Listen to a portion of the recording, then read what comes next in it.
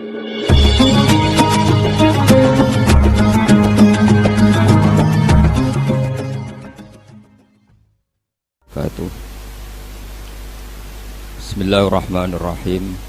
Allahumma shalli wa sallim ala sayyidina wa maulana Muhammadin wa ala alihi wa sahbihi asma'in, amma ba'du. Ingkang sanget kula hormati Mbah Kawula Gus Syihab Gus Zaim sedanten keluarga Kiai Haji Maksum. Kula niku pernah putu kalian Gus Syihab Gus Zaim mergi kula numpun generasi ke-6 napa ke-7 saking Mbah Maimunah garwanipun Mbah Umar. Di kula rawuh mriki niat hormat Mbah Maksum mergi keluarga sedanten nate ngaos kalian Mbah Maksum. Kula piyambak dados kebanggaanipun keluarga bilih Mbah Maksum termasuk tercatat tenggene A'lamul Makin. Dados tiang-tiang Jawi sing namine Mudawwan dibukukan tenggene kitab-kitab teng Mekah, termasuk cetakan-cetakan Darul Minhaj sing dicetak teng Jeddah. Niku keluarga Lasem termasuk nyumbang paling kathah. Teng mriku wonten Mbah Maksum, Mbah Bedawi, Mbah Siddiq. Niku keluarga-keluarga Lasem ingkang dicatet teng A'lamul Makin, termasuk pun cetakan Darul Minhaj sing notabene nggih radi-radi Wahabi. Terus radi niku mboten pati tenanan, mergi tradisi teng Mekah niku ulama-ulama Wahabi nggih hormat kalian kita. Kula gadah kitab namine Al-Futya Al-Ulya li Hayati Kibari Ulama'i Saudiyah. Niku teng mriku teng Masailul Haji. Niku nggih nyebut ulama-ulama Indonesia termasuk Syekh Nawawi Banten, Syekh Mahfud Termas. Dan niki kula nyekseni piyambak Mbah Maksum niku tenggene A'lamul Makin termasuk ingkang disebat. Beliau disebat nasaban secara nasab nggih disebut bener Maksum bin Ahmad sateruse, terus belajaripun teng Syekhona Khalil tenggene Mbah sinten Mbah Soleh Darat Soleh di Umar As-Samaroni. Mergi kula nyekseni sanget manhaj-manhaj ingkang dipun lampahi Mbah Maksum niku persis kalian sing dilampahi Syekhona Khalil. Terus kula gadah cerita Mbah Maksum nak ngaos tafsir ngantos dalu. Terus badhe niku kangkang munteng pondok, terus ujug-ujug dimulai malih. Terus saking akrabe kalian santri kadang-kadang tengah ngaji nggih, santri-santri guyon farkau apa aja ngrokok sik Mbah. Sing paling kula kenang dari cerita-cerita kiai-kiai sing naos ngaji Mbah Maksum niku nak ngaos ngangge kopi, ngangge apa muk agung.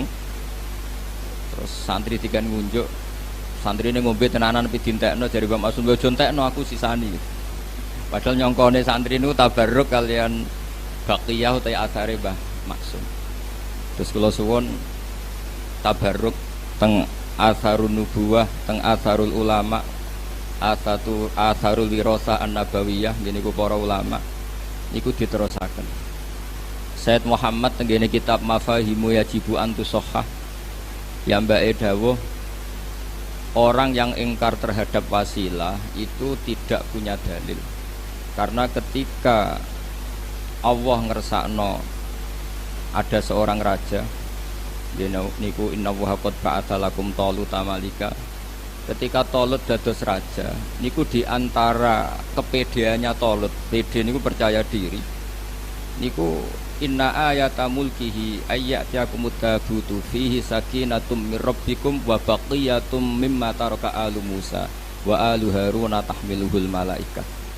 Terus Talut niku pede mimpin niku mergi gadah sunduk semacam kotak keramat nih cara mriki peti keramat sing teng mriku wonten baqiyatum mimma taraka alu Musa wa alu Haruna tahmiluhul malaika.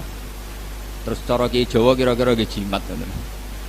Nah saniki jimate Nagasastra disimpen mergo regane larang mboten perkara warisane Nabi. Nah riyen niku Imam Ahmad bin Hambal niku nggih nyimpen rambutnya Rasulullah sallallahu alaihi wasallam.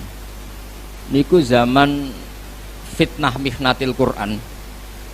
Ketika ulama-ulama dipeksa kendarani Quran niku makhluk. Niku rambut niku diomba ngambung kalian Imam Ahmad bin Hanbal. Khalid bin Walid niku nyimpen sya'aratu Rasulillah sallallahu alaihi wasallam. Dan niku muttasil. Riyen wonten intelijen sing neliti Nabi Muhammad sallallahu alaihi wasallam, kekuatannya sampai mana. Pas intelijen saking negara musuh niku neliti, niku lapor tenggene rajane, kamu nggak akan mengalahkan Muhammad. Karena Muhammad, ya tentu nyebutnya Muhammad karena mereka orang kafir. Muhammad tidak pernah berludah kecuali sahabatnya berebut ludah itu. Dan tidak pernah wudu kecuali kadu yaktatiluna ala wadu'i. Mereka hampir perang karena berebut sisa wudu. Wadu itu sisa wudunya Nabi. Dan ketika mereka Rasulullah cukur atau potong rambut, kadu yaktatilun, mereka hampir perang karena berebut sya'aratu Rasulillah sallallahu alaihi wasallam.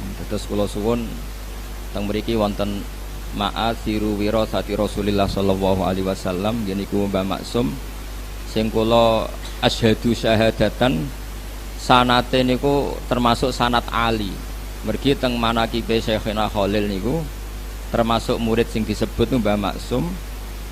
Teng masuk masaih Syekhina Khalil niku langsung Sayyid Zaini Dahlan. Dados menawi sanat kula misale kula Mbah Mun, Mbah Zubair, Ki Fakih Mas Kumambang niku Mbah Mahfud lewat Sayyid Abi Bakar Sato Sohibul I'anah nembe Sayyid Zaini Dahlan. Menawi Mbah Maksum berarti Mbah Maksum Syekhona Khalil. Syekhona Khalil itu menangi Sayyid Zaini Dahlan.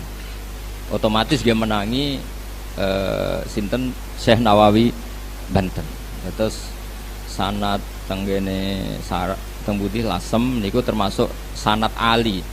Sanad Ali itu derajat Mbah Maksum Syekhona Khalil langsung Sayyid Zaini Dahlan. Terus kula niku cara pernah keluarga ngundang Gus Syihab Gus Zaim yo Mbah, cara pernah guru nggih malah buyut. Iki wau misale kula Mbah Mun, Mbah Zubair, Ki Fakih Mas Kumambang, Mbah Mahfud, terus Sayyid Abi Bakar Sato nembe Sayyid Zaini Dahlan. Terus kula tok Sayyid Zaini Dahlan itu generasi ketujuh. Nah menawi Gus Zaim, Mbah Ahmad Syakir, Mbah Maksum, Syekhona Khalil langsung Sayyid Zaini Dahlan, kinten-kinten kelima. Terus kula suwun tradisi-tradisi keilmuan, tradisi-tradisi tadwin nggih membukukan Manaqibul Akhyar ini kedah dilakukan keluarga. Karena ngantos wonten aliran-aliran sing macem-macem niku sebabnya niku mboten merujuk Al-Kutubul Mudawwanah, tidak merujuk kitab-kitab sing ditadwin, sing mutadawal, sing di napa wirasatan, jilan an jilin, kabiron an kabirin. Terus memahami Quran sak karepe dhewe, mboten ngangge napa? Sanad. Padahal dawuhe para ulama riyen, inna hadzal ilma dinun fangzuru amman ta'khuduna dinakum. Ilmu iku agama, fangzuru amman ta'khuduna dinakum. Maka lihatlah siapa yang kamu ambil ilmunya. Berarti sebagian ilmu niku di luar dugaan akal. Kathah ilmu sing di luar dugaan apa? Akal. Misalnya ngeten, niki sing sering didawaken Mbah Mun. Ihdinas siratal mustaqim siratal ladzina an'amta 'alaihim. Kena apa kok ora ihdinas siratal mustaqim siratoka, dalan jejeg napa Gusti? Dalane jenengan. Niku boten ngoten dawuh pangeran. Mergo Allah niku la yaqulu wa la yasrab. Allah boten dahar, boten ngombe, boten sari. Sampeyan gak mungkin iso niru Allah. Mergo manusa niku hadis Allah qadim. Nak makhluk nirune ya apik makhluk. Sehingga niru kesolehan nggih niru Mbah Maksum, niru Mbah Bedawi, niru Mbah Sambu. Mergo ihdinas siratal mustaqim iku siratal ladzina an'amta 'alaihim. Terus nak wonten tiyang kok nyoal gunane syekh apa, gunane mursyid, gunane kiai itu mboten pati ngaji. Mulane pepatah tengene dunia tarekah orang sing man ta'allama bila syekhin fasayhuhu setan. Orang yang belajar tanpa guru, guru sing mu'tamad niku gurune setan. Mergo Allah ndawaken Dalan lurus itu dalane sapa? Ihdinas siratal mustaqim siratal ladzina an'amta alaihim. Terus selama orang itu manusia, maka dalam kebaikan itu pasti butuh master, butuh percontohan. Mergi nak mboten enten percontohan sing didawakan ulama, sing ditakwil kalian ulama, niku orang akan memahami secara salah. Kula memberi contoh secara gampang. Niki sebagai fakhr kula, bangga kula teng Mbah Maksum. Rasulullah Shallallahu Alaihi Wasallam niku tofa rokiban. Beliau tawaf itu rokiban sambil berkendara. Tapi semua ulama dawakan tawaf masyian, tawaf secara jalan itu lebih afdol ketimbang tofa nopo rokiban. Karena al ajru bi qadri ta'ab. Tapi umpama Rasulullah kok boten nate tawaf secara berkendara, maka kita tidak pernah tahu keabsahan tawaf secara berkendara. Akhirnya tiang-tiang sepuh yang pakai kursi roda, yang kita sepuh harus digendong. Ini buat nonton dalile. Tapi baru kayak Rasulullah nate tawaf rokiban, ini tiang-tiang sepuh yang ngasto kursi roda, ada dalilnya karena Rasulullah berkendara. Artinya ulama tahu bahwa ketika Nabi tawaf rokiban itu menjelaskan boleh, bukan menjelaskan afdoliyah status keutamaan. Maka dawuhipun Ibnu Hajar Al-Asqalani, Nabi tawaf rokiban itu wajib bagi Nabi karena Nabi punya kewajiban menjelaskan secara ilmu biar orang tahu kalau tawaf rokiban itu sah atau boleh. Begitu juga Nabi kadang waktu sholat itu namung istighfar salasan suman sorofa, istighfar ping 3 terus bar. Kadang waca subhanallah 33, alhamdulillah 33, wa akbar 33 terus wa yaqulu fi tamamim ni'ah wa akbar la ilaha illallah wa akbar. Nabi kadang wiridan sediluk itu wajib. Ben wong ngerti nak wiridan itu bukan wajib. Tapi nak sampean wiridan sediluk terus, itu keliru. Mergo ora tahu dadi rujukan. Tapi nak Nabi wajib, ben go iling-ilingan. Nak ngono iku mboten apa? Wajib. Wonten malih ini dawuh Fathul Bari, ini contoh pentingnya ulama. Nabi nak badha salat niku aqbala alal hadirin. Niku semua riwayat aqbala alal hadirin. Madhep total ngetan. Cara teng Indonesia kira-kira madhep ngetan. Itu ulama mengatakan itu bukan sunnah yang mengikat dengan arti kita harus sepersis itu. Tapi Nabi ingin memaklumatkan bahwa sholatnya selesai. Karena andekan Nabi boten madhep ngetan, cara Indonesia madhep ngetan, madhep ke timur, maka akan dikira Nabi itu fi sholatin. Resikonya apa? Kalau orang jauh-jauh, ini kan Nabi itu imam yang luar biasa karena sayyidul awalin wal akhirin, dan banyak sahabat dari daerah yang jauh itu lari-lari karena ingin menangi Nabi. Nah itu kalau Nabi tetap menghadap kiblat kemudian mereka takbir mengira dirinya masbuk, jebule Nabi pun badhe sholat. Itu secara resiko fikih masalah sekali karena roktus sholat biman laisa fi sholatin, menggantungkan sholat dengan orang yang sudah tidak sholat. Andaikan Nabi tetap menghadap apa? Kiblat, maka solusinya Nabi madhep ke timur supaya memaklumatkan bahwa beliau sholatnya selesai. Itu kalau nggak ulama tidak bisa. Meskipun tentu baik orang yang habis sholat madhep ngetan karena sunnah Rasulullah baik, sing madhep ngalor gitu baik, sing madhep ngulon gitu baik, karena tadi sing madhep ngulon itu disunatkan punya gerakan yang kira-kira orang tahu kalau sholatnya selesai. Makanya tradisi guru-guru kita kalau tetap madhep ngulon itu oleh istighfar, oleh wiridan sing khas setelah sholat itu dibanterno ben ngerti makmum itu atau orang lain bahwa beliau sudah tidak sholat. Terus ini tahmilan ulama niku penting sangat supaya orang maknani hadis itu boten jumut, boten kaku. Kayak apa Rasulullah handekan beliau tidak menghadap ke timur karena nanti dikira beliau fi sholatin. Kalau beliau fi sholatin dikira fi sholatin, orang yang datang Allahu Akbar niat makmum berarti apa? Menggantungkan sholat sama orang yang sudah tidak sholat. Itu secara status fikih masalah kan?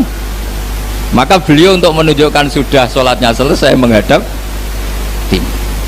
Sehingga dengan mahmal seperti itu, tahmilan fikih seperti itu, maka kita legowo. Ada orang yang setelah sholat tetap madhep kiblat, Bagaimanapun kiblat adalah afdhalul jihad.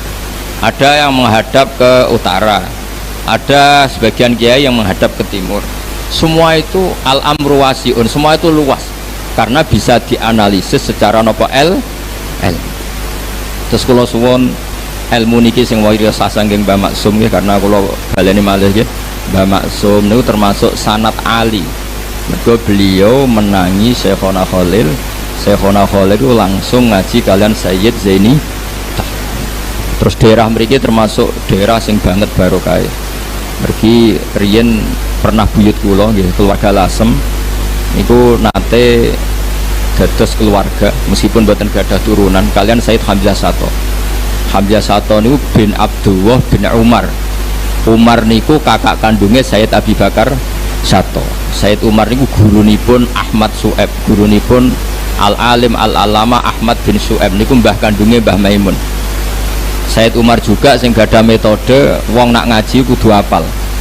Terus beliau hanya mau mengajarkan kitab yang bisa dihafal. Akhirnya teng Jawa wonten tradisi muhafadzah niku sing beto Sayyid Umar. Cuma sakniki ra disalah kaprah muhafadzah nggo syarat kenaikan kelas. Sajane mboten nggih syarat wong alim niku kudu muhafadzah. Sakniki mboten nggih kenaikan napa? Kelas. Nah Sayyid Umar niku gadah putra namine Abdullah, gadah putra jenenge Sayyid Hamzah Sato, uripe teng Sedan. Lah niku Sayyid Hamzah gadah mantu namine Sayyid Haidar. Haidar bin Hasan bin Sodakoh bin Zaini Dahlan. Terus daerah Lasem, Sarang, Sedan niku wonten cicite Sayyid Zaini Dahlan. Gini ku Haidar bin Hasan bin Sodakoh bin Zaini Dahlan niku mantunipun Sayyid Hamzah. Mulane alhamdulillah teng Sarang, Lasem, Sedan, Naruan niku kitab I'anatul Thalibin niku kados menu wajib mergi dibeto kalian pernah putu-putu kalian Sayyid Abi Bakar Sato. Terus kula suwun wirosa ngeten iki terus kula nganti saniki nggih sering maos kitab Hujjatu Ahli Sunnah wal Jamaah ingkang ditulis dening Bali Maksum. Yen Bali Maksum ngaos kalian Mbah Dimyati Termas. Mbah Dimyati putrane dipondhokno teng Mbah Maksum, sing Mbah Maksum putrane dipondhokno teng Mbah Dimyati. Mbah Dimyati itu adik kandungnya Mbah Mahfud. Terus kabeh niku min haitsun nasab was sabab niku dzurriyatam ba'duha min ba'd. Terus ngoten mawon ingkang kula aturaken ngapunten sanget. Assalamualaikum warahmatullahi wabarakatuh.